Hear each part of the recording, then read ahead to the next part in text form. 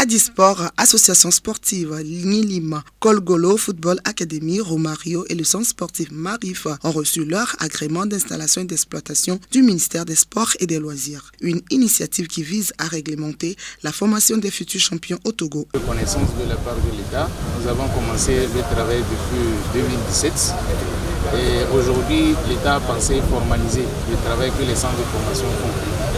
Nous tenons d'abord à remercier Madame le ministre des Sports pour cette initiative. Je crois qu'aujourd'hui, pour professionnaliser le football, ça passe par le football à la base.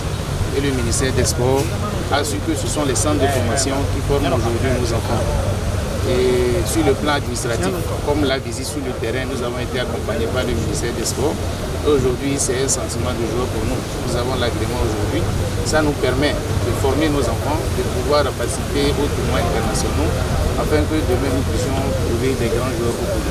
L'octroi de l'agrément a pris en compte certains critères. Dans la catégorie A, les centres avec régime internat doivent être dotés au moins de 2 terrains réglementaires, à savoir le football, le volleyball et d'autres disciplines. Dans la catégorie B, les centres avec régime mixte, c'est-à-dire internat ou externat, doivent, dans leur cas, posséder d'un bloc administratif et d'un bloc pédagogique de 2 aires de jeu, des sanitaires et le matériel adéquat, aussi bien pour l'éducation que pour la formation. Une cérémonie qui vient couronner tous les efforts du ministère des Sports et des Loisirs dans sa lutte vers le professionnalisme du football togolais. Par rapport à l'octroi d'agrément, il y a un arrêté qui a été signé par le ministère des Sports et des Loisirs le 2 mars 2022. Et dans cet arrêté, il y a les conditions qu'il faut réunir pour pouvoir,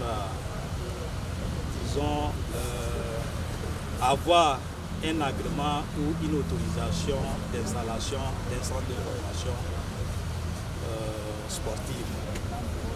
Donc, à cet effet, ces 4 centres ont soumis des dossiers administratifs qui comportent un certain nombre de documents qui sont exigés pour la demande d'octroi d'agrément et d'autorisation d'installation.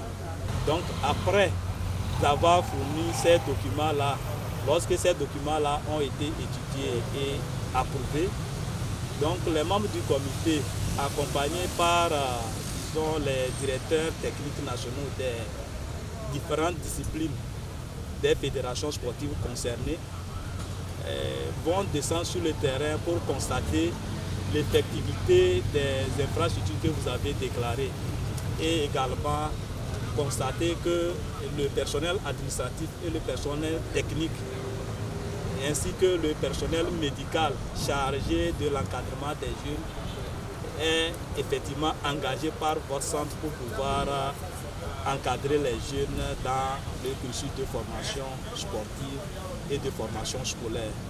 Lorsque vous réunissez toutes ces conditions-là et que la visite d'inspection a été concluante, donc une cérémonie de remise d'agrément est organisée pour procéder à la remise des agréments demandés ou de l'autorisation d'installation d'un centre que vous avez fait ou que le propriétaire a demandé. Rappelons que tous les centres inspectés disposent d'un personnel technique et pédagogique d'encadrement répondant aux critères définis par la réglementation en vigueur. Également, des visites sont prévues par le cabinet du ministre afin d'évaluer les niveaux de professionnalisme ainsi que la rigueur dans le travail.